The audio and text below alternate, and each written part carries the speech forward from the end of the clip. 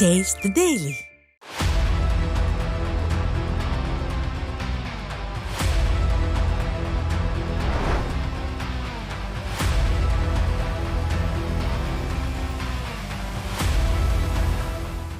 News J நேயர்களுக்கு வணக்கம். இது சொல்லியடி நிகழ்ச்சி. இன்றைய நிகழ்ச்சியின் விருந்தினர் அரசியல் விமர்சகர் திரு சாய் சுதாகர் அவர்கள். வணக்கம் சார். வணக்கம். கரூர் துயர சம்பவத்தில் 41 பேர் உயிரிழந்திருக்காங்க. மிகப்பெரிய வேதனைக்குரிய ஒரு விஷயம்தான். இப்போ நீதிமன்றத்தில் தாவேகா அரசு மீதும் அரசு தாவேகா மீதும் குற்றம் சாட்டியிருக்காங்க. உண்மையிலேயே இந்த விபத்துக்கு யார் பொறுப்பேற்கணும் சார்? இது நம்ம பொறுத்த வரைக்கும் இது ரொம்ப துயரமான ஒரு சம்பவம். இது நடந்து இருக்கக்கூடாது. இதில் 2 கட்சிகளும் ஒருத்தர் மேலே ஒருத்தர் விமர்சனம் பண்ணிக்கிட்டு அந்த கோர்ட்டுக்கு போயிருக்காங்க. ஒருத்தர் மதுரை கோர்ட்டுக்கு போயிருக்காங்க, ஒருத்தர் சென்னை நீதிமன்றத்துக்கு போயிருக்காங்க. ஸோ இதில் அது அவசரப்பட்டு 2 தரப்பிலும் ஏன் நீதிமன்றத்துக்கு போகிறாங்க அப்படின்ற விஷயத்தை நான் பார்க்கும்போது நான் என்ன நினைக்கிறேன்னா, 2 பேரும் தன் மீது தவறில்லை அப்படின்னு ஒரு நிலைப்பாடுக்கு நம்ம வரணும், மக்கள் அதை புரிஞ்சுக்கணும், அப்படி புரிஞ்சுக்கணுன்ற ஒரு விஷயத்துக்காக தான் இவங்க போகக்கூடும். ஏன்னா இல்லைன்னா நீதி அதாவது அவங்க தரப்பில் மக்களுக்கு என்ன பண்ணணுமோ அதை பண்ணியிருக்கணும். அதை விட்டுட்டு இவங்க நீதிமன்றத்தை நாடுறாங்கன்னா அது வேற ஒரு நோக்கம் கிடையாது. இதில் முக்கியமாக நம்ம என்ன பார்க்கணுன்னா, அரசு தரப்பில் நாங்கள் பொறுப்பு கிடையாது அப்படின்னு கடந்து போக முடியாது. அவங்க சொல்கிறதெல்லாம் ஓகே தான். 10,000 பேருக்கு வாங்கினாங்க, கேட்டாங்க, அனுமதி கேட்டாங்க, அது ஒரு 30,000 பேர் வந்துட்டாங்க. அப்படின்னும் பொழுது இப்போ ஒரு எம்பி கூட என்ன பேசியிருந்தாங்கன்னா, 10,000 பேர் கால்குலேட் பண்ணி 20 பேருக்கு ஒரு போலீஸ் அப்படின்னு பார்த்து 500 பேர் அனுப்பிச்சிருந்தாங்கன்னு கரெக்டு தான், அதில் தவறே கிடையாது. பட் அந்த 10,000 4 மணிக்கே 10,000 பேர் வந்துட்டாங்கன்றது போலீஸ் தரப்பில் கொடுக்கப்பட்ட ஒரு தகவல். அதனால் போக போக இது கூடிக்கிட்டே போகும்பொழுது கூடுதல் ப்ரொடெக்ஷன் கொடுத்து இருக்கணும் அப்படின்றது நம்ம கடந்து போகவே முடியாது. அதனால அரசு நான் பொறுப்பு கிடையாதுன்னு அப்படி கடந்து போக முடியாது. அரசு இல்ல டைரக்டா இது நீதிமன்றத்தில் திரு விஜய் அவர்கள் கோர்ட்டுக்கு போகும்போது கூட நீங்க கொஞ்சம் பாதுகாப்பு பார்த்துக்கணும்னு சொல்லி இருந்தாலும், அரசாங்கம் ஒரு ஆட்சி பண்ணும்போது மக்களுக்கு வேண்டிய பாதுகாப்பை நான் கொடுக்க வேண்டியதில்லைன்னு கடந்து போகவே முடியாது. சரி, இப்போ மக்களுடைய கேள்வி என்ன இருக்குன்னா, ஒரு போராட்டம் நடத்துறதுக்கு அனுமதி கேட்டோம்னா எத்தனை பேர் வருவாங்கன்னு காவல்துறை கேட்பாங்க. 50 பேர் வருவாங்கன்னா அனுமதி கொடுப்பாங்க, 100 பேர் வருவாங்கன்னா இதனால பொதுமக்களுக்கு இடையூறு ஏற்படும், அனுமதி தரமாட்டோம்னு சொல்லுவாங்க. ஸோ இந்த மாதிரி இதை உளவுத்துறை கணிச்சு சொல்றதா காவல்துறை சொல்வாங்க. அப்போ ஒரு உச்ச நடிகர் களத்துக்கு வராங்க அப்படின்னும் போது இந்த 10,000 பேர் தான் வருவாங்க அப்படின்றத உளவுத்துறை எப்படி பார்த்தாங்க? உண்மையிலே கூடுதலான மக்கள் வருவாங்க, ஏன்னா இது சனிக்கிழமை, வார விடுமுறை, காலாண்டு விடுமுறைன்ற காரணத்தினால இன்னும் கூடுதலா வருவாங்க அப்படின்றத உளவுத்துறை கணிக்க தவறியதா சொல்றாங்க. இதை எப்படி பார்க்குறீங்க? உளவுத்துறை கணிக்க தவறியதா இல்லை உளவுத்துறை கொடுத்த தகவல்களை இவங்க சரியாக எடுத்துக்கலையா அப்படின்ற விவாதத்துக்கு நம்ம போகிறதுக்கு முன்னாடி, உளவுத்துறை கட்டாயம் என்ன பண்ணியிருப்பாங்கன்னா, போலீஸ் தரப்பு உளவுத்துறை நான் சொல்கிறேன், என்ன பண்ணியிருப்பாங்கன்னா, இதுக்கு முன்னாடி ஒரு 3 ரேலி நடந்திருக்கு. இது 4வதுன்னு நினைக்கிறேன். கரெக்டாக இது 4வது ரேலி. இப்போ 4வது ரேலி, இந்த 3 ரேலியில் அதிகப்படியாக வந்தவர்கள் மாணவர்களும் பெண்களும் தான் அதிகமாக இருந்தது. கொஞ்சம் ஒரு 40 வயதை கடந்தவர்கள் ரொம்ப கம்மியாக தான் இருந்தாங்க. அதனால உளவுத்துறை கண்டிப்பாக சிறுவர்கள் வருவார்கள் அப்படின்னு, சிறுவர்கள்னா இளைஞர்கள் வருவாங்க அப்படின்ற ஒரு விஷயத்தை கண்டிப்பாக கொடுத்துருப்பாங்க. இப்போ இளைஞர்களுக்கும் முதியவர்களுக்கும் என்ன வேறுபாடுன்னா, இப்போ பேரிகேடை தாண்டி போகிற மாதிரிலாம் காமிக்கிறாங்க இல்லையா, இதனால் ஏற்பட்டது அப்படின்னு சொல்லும் பொழுது அதுதான் இளைஞர்களுக்கும் முதியவர்களுக்கும் வித்தியாசம். இப்போ அரசு இளைஞர்கள் அதிகமாக வரக்கூடிய இடத்துல அதிக பாதுகாப்பு கண்டிப்பாக கொடுக்கணும். அந்த விஷயத்தை மட்டும்தான் நான் பார்க்குறேன். அதாவது அவங்களுடைய போக்கே வித்தியாசமாக இருக்கும். ஏன்னா அந்த வயசில் அந்த பயம் தெரியாது, இதனால் என்ன விளைவு அப்படின்னு சரியாக புரியாது. இப்போ கொஞ்சம் முதியவர்கள்னா அவங்களுக்கு தெரியும், இல்லை நான் பேரிகேடு தாண்டினேன்னா விழுந்துருவேன், மரத்து மேலே ஏறினேன்னா விழுந்துருவேன், அதெல்லாம் அவங்களுக்கு தெரியும். ஸோ இதெல்லாம் கொஞ்சம் காவல்துறை பார்த்திருக்கணும் அப்படின்றது தான் என்னுடைய கருத்து. சரி, இப்போ இது வந்து மிகப்பெரிய ஒரு பிரச்சார கூட்டம். கண்டிப்பாக வந்து நீதிமன்றமும் என்ன சொல்லியிருக்காங்கன்னா, அவர் வந்து ஒரு டாப் ஸ்டாரு, அவர் வந்து மற்ற கட்சிகளை போல கூட்டம் கூடுவாங்க, நீங்க எப்படி நினைக்கிறீங்க அப்படின்ற ஒரு கேள்வி எழுப்பியிருக்கு நீதிமன்றம். அப்போ இவ்வளவு பெரிய மக்கள் கூடுவாங்கன்னு தெரிஞ்சும் அருகிலேயே அவசர உதவிக்காகவும் அவசர சிகிச்சைக்காகவும் ஆம்புலன்ஸ்களை நிறுத்தாம மருத்துவமனைக்கு செல்லக்கூடிய வகையில தான் ஆம்புலன்ஸ்கள் நின்று கொண்டிருந்தது அப்படின்றது ஒரு பெரிய கேள்விக்குறி இல்லையா? ஏன்னா உடனே மயக்கம் அடைஞ்சாங்க அப்படின்னா அந்த கூட்டத்துக்கு அருகிலேயே ஒரு பகுதியில ஆம்புலன்ஸ்களை நிறுத்தி அங்கேயே தீவிர சிகிச்சை, ஏதாவது ஒரு முதலுதவி சிகிச்சை அளித்திருக்கலாம் இல்லையா? கண்டிப்பாக நீங்கள் சொல்கிறது ஒரு வாஸ்தவமான பேச்சு தான். இப்போ ஒரு கூட்டம் ஒரு இடத்துல நடக்குது அப்படின்னும் போது அங்கே முதல் உதவிக்கு கண்டிப்பாக அங்கே ஏற்பாடுகள் செய்யப்பட்டிருக்கணும். இது வந்து இந்த இந்த காலகட்டத்தில் பார்க்குறத விட நம்ம எக்ஸ்பீரியன்ஸில் தான் பார்க்கணும். முதல்ல இந்த திரு ஜகத் காஸ்பர் அவர்களும் இந்நாள் ஒரு எம்பியும் ஒரு சென்னை மேரத்தானா ஏதோ ஒன்று நடத்தினாங்க. சரி, அந்த காலகட்டத்திலேயே அந்த ஆம்புலன்ஸ் குறைவாக இருந்தது அப்படின்ற ஒரு கேள்வி வந்து ஆம்புலன்ஸே இல்லைன்னு நினைக்கிறேன். ஸோ அதனால நம்ம எக்ஸ்பீரியன்ஸ்லையும் நம்ம படிக்கலை, நம்ம கற்றுக்கல அப்படின்னும் போது ரொம்ப வருத்தமாக தான் இருக்குது. கூடுறாங்க, கூட்டம் கூடுறாங்க, நெரிசல் இருக்குது, அவங்க ஓடி போக முடியாது அப்படின்னும் போது மூச்சு திணறல் கண்டிப்பாக இருக்கும். ஏன்னா ஒரு 5 சதுர அடிக்கு ஒரு ஆள் நின்னா கம்ஃபர்டபுளாக இருக்கும். 2 சதுர அடி 3 சதுர அடிக்கு ஒரு ஆள் தான் நிற்கிறாங்க, அவ்வளோ நெரிசல் இருக்குன்னா கண்டிப்பாக அங்கே சஃபகேஷன் வரும்.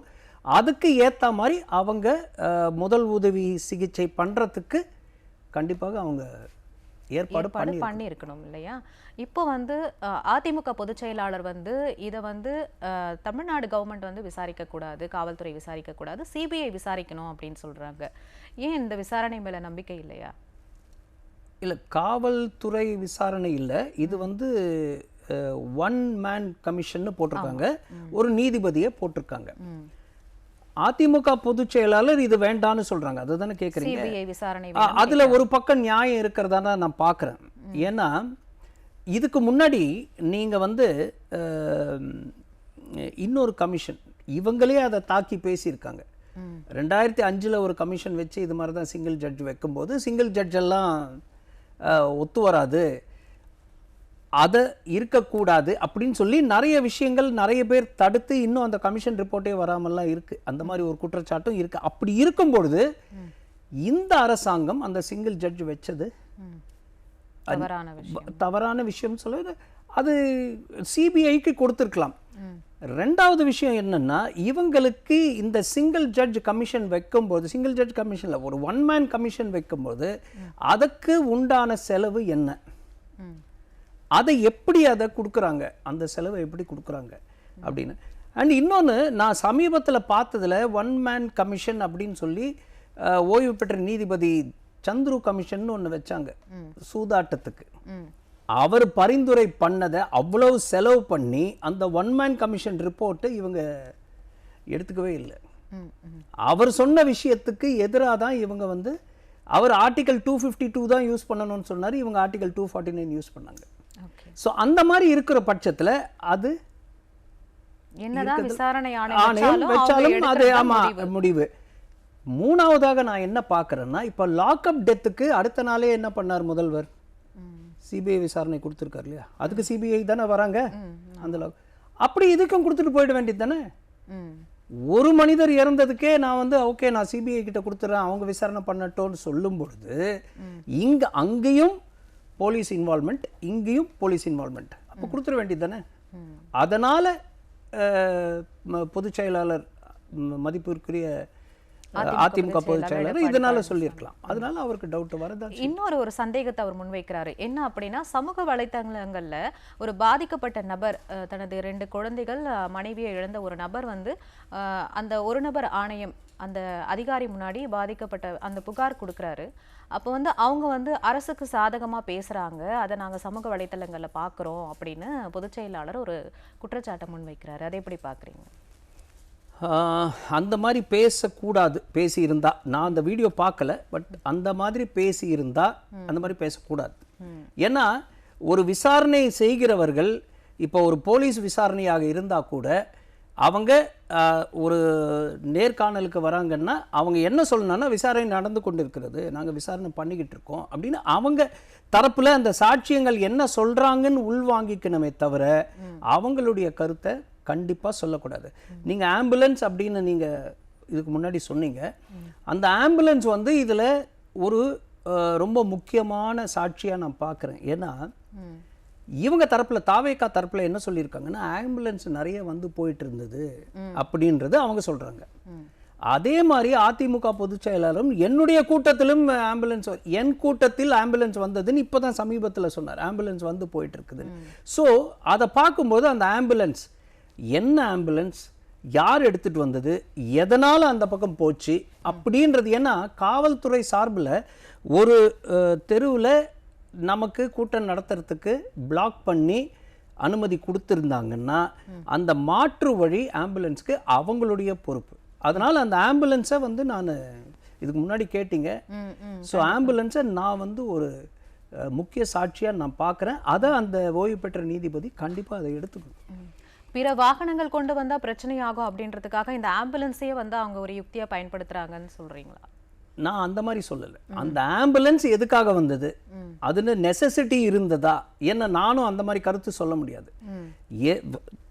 உண்மையாகவே யாரோ அடிபட்டோ இல்லை கொஞ்சம் உடல்நல சரியில்லாமலோ அந்த பக்கம்தான் ஹாஸ்பிட்டலுக்கு போகணும் அப்படின்ற பட்சத்தில் அது போயிருக்கலாம். பட் ஒருத்தர் மட்டும் இல்லைம்மா, அப்படி கிடையாது. என்னுடைய சந்தேகம் என்னன்னா ஒரு கட்சி தரப்புல ஆம்புலன்ஸை பத்தி பேசினா பரவாயில்ல, இப்போ ரெண்டாவது கட்சி தரப்புல ஆம்புலன்ஸ் பத்தி பேசும்போது ஒருத்தர் சொன்னா அது பொய்யா இருக்கலாம். பட் ரெண்டு பேரும் ஒரே விஷயத்தை கூறும்போது அதை பார்க்கணும் அப்படின்னு நான் சொல்றேன். இல்ல நீங்க சொன்ன மாதிரி ஒரு கூட்டம் நடக்குது அப்படின்னா அந்த பாதையை தவிர்த்து மாற்று பாதை வாகனங்களும், ஏன்னா இப்போ அந்த வழியா செல்லக்கூடிய பேருந்துகளுக்கும் அவர்கள் மாற்றுப்பாதை ஏற்படுத்தி கொடுத்திருப்பாங்க இல்லையா? அப்போ அந்த கூட்டத்தின் வழியா செல்லக்கூடிய அந்த ஆம்புலன்ஸ் எடுத்துக்கொள்ளக்கூடிய நேரமோ அந்த மாற்றுப்பாதை வழியா எடுத்துக்கொள்ளக்கூடிய ஒரு நேரமோ அப்படின்றது வித்தியாசப்படும் இல்லையா? அப்ப அந்த கூட்டத்துக்கு ரொம்ப கஷ்டமான நிலைமையில இருக்கிற நோயாளி அந்த வழியை கிராஸ் பண்றதுக்குள்ள உயிர் போறதுக்கு வாய்ப்பு இருக்குல்ல. அதனால கண்டிப்பா போலீஸ் தரப்புல மாற்று வழி கொடுக்க வேண்டும். சரிங்க சார். இப்போ வந்து இன்னொரு விஷயம், கிட்டத்தட்ட 25 பேர் மீது அவதூறு பரப்புறதா சமூக வலைத்தளங்கள்ல வழக்கு பதிவு செஞ்சிருக்காங்க. 3 பேரை அரெஸ்ட் பண்ணியிருக்காங்க. இது பேச்சுரிமையை பறிக்கிற விஷயமா மக்கள் சொல்றாங்க. இதை எப்படி பார்க்குறீங்க? நாம வந்து சில கட்சி தலைவர்களே அவதூறு பேசுறதும், ஒரு ஜாதிக்கு எதிராக பேசுறதும், ஒரு மதத்துக்கு எதிராக பேசுறதும் நம்ம நிறைய பார்க்குறோம். அந்த சமயத்தில் அந்த கட்சியிலேயோ அந்த அரசாங்கத்திலேயோ என்ன சொல்றாங்கன்னா இது பேச்சுரிமை, கருத்துரிமை அப்படின்னு சொல்றாங்க. ஆனா சாதாரண மக்கள் அவங்களுடைய ஆதங்கத்தில் ஏதாவது கருத்து சொன்னா அப்போ வந்து அந்த பேச்சுரிமை கருத்துரிமை வரதே இல்லை, அவங்களுக்கு அந்த எதிரில் தெரியறதே இல்லை. அதை வந்து கண்டிப்பா இதை வந்து தவிர்க்கணும். அண்ட் இன்னொன்று என்ன சொல்லியிருக்காங்கன்னா கோர்ட்டில் கூட நீ நினைச்ச மாதிரி எல்லாரும் மேலே கேஸ் போடக்கூடாது அப்படின்னு தான் கோர்ட்டு தரப்புலையும் சொல்லியிருக்காங்க. பேசினாலே கேஸ் போடக்கூடாது அப்படின்னு தான் சொல்லியிருக்காங்க. ஒரு பக்கம் அமைச்சர்கள்லாம் வந்து பாதிக்கப்பட்ட இடத்துல ஆய்வு பண்றாங்க, இன்னொரு பக்கம் உடனடியா ஒரு நபர் கமிஷனை அமைக்கிறாங்க, நீதிமன்றத்திலையும் 2 நீதிமன்றத்திலையும் இது வழக்கு தாக்கல் பண்ணியிருக்காங்க. இவ்வளோ விஷயங்கள் இருக்கும்போது நியாயம் வரும் அப்படின்னு நம்ம எதிர்பார்த்துட்டு இருக்கும்போது சமூக வலைத்தளங்கள்ல அவதூறு பரப்புறாங்கன்ட்டு அரெஸ்ட் பண்ண வேண்டிய, இவ்வளோ அவசரமா அரெஸ்ட் பண்ண வேண்டிய காரணம் என்ன சார்? கண்டிப்பா அவசரம் கூடாது. இவங்களை பற்றி தப்பாக பேசும்போது கண்டிப்பாக அரெஸ்ட் பண்ணுறாங்க. அது கூடாது, அதை நீதிமன்றத்திலே சொல்லியிருக்கு. நீங்கள் மந்திரிகள் அப்படின்னு சொன்னீங்க. இதுலேயும் நம்ம என்ன பார்க்குறோன்னா அங்கே முதல்ல போன மந்திரி வந்து ஒரு குற்றம் சாட்டப்பட்ட மந்திரி.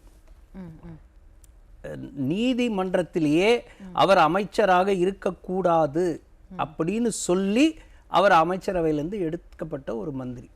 அவர் போகக்கூடாதுன்னு சொல்லலை, பட் அவருக்கு அவ்வளோ முக்கியத்துவம் கொடுத்து, அவர் கரூர்காரர், அவர் அந்த ஊர் எம்எல்ஏ எல்லாம் ஓகே தான். பட் இருந்தாலும் அதை வந்து வேற விதமாக கண்டிப்பாக மக்கள் பார்ப்பாங்க. இதை வந்து தப்புன்னு சொல்ல முடியாது. இப்போ நான் கூட என்னுடைய கருத்தை சொல்கிறேன். அப்புறம் இன்னொரு மந்திரி பார்த்தீங்கன்னா அவர் வந்து வாய் விட்டு அழறார். நல்ல விஷயந்தான். அவர் ரொம்ப குமரி குமரி அழும்போது இந்த மக்கள் பாதிக்கப்பட்டிருக்காங்களேன்ற ஒரு விஷயம் வந்திருக்குது. பட் இருந்தாலும் இதே மந்திரி சபையில் இருக்கும் பொழுது 2023 விழுப்புரம்ல ஒரு சம்பவம் நடக்குது. அதில் 30 பேர் இறக்குறாங்க கள்ள சாராயம் குடிச்சு. அப்பவும் முதலமைச்சர் என்ன சொல்றாருன்னா, கடும் நடவடிக்கை எடுப்பேன், நான் இரும்பு கரம் கொண்டு அடக்குவேன் அப்படின்னு சொல்றாரு. ஒன் மேன் கமிஷன் வைக்கிறாங்க, அவங்களும் சில விதிமுறைகளை கொடுக்குறாங்க, எப்படி இதை கட்டுப்படுத்தணும்னு சொல்றாங்க. 24ல் கரெக்டாக 12 மாதம் கழிச்சு இதே நடக்குது. அப்பவும் மந்திரி சபையில் அந்த மந்திரி இருக்காரு. அவர் கேட்டிருக்கணும், அண்ணா என்னன்னா நம்ம வாக்குறுதி கொடுத்தோம், இரும்பு கரம் கொடுத்து அடக்குவோம்னு சொன்னணும், ஆனால் அந்த துக்கம் அப்போ வந்ததா அவர் தெரியல. ஏன்னா 2வது வாட்டி 60 பேர் இறந்தாங்க. அதனால இது வலைதளங்களில் கண்டிப்பாக பேச தான் செய்வாங்க இதை பற்றிலாம். இந்த மாதிரி என்ன மக்கள், நான் சொன்ன மாதிரி எத்தனை மக்கள் யோசனை பண்ணுவாங்க.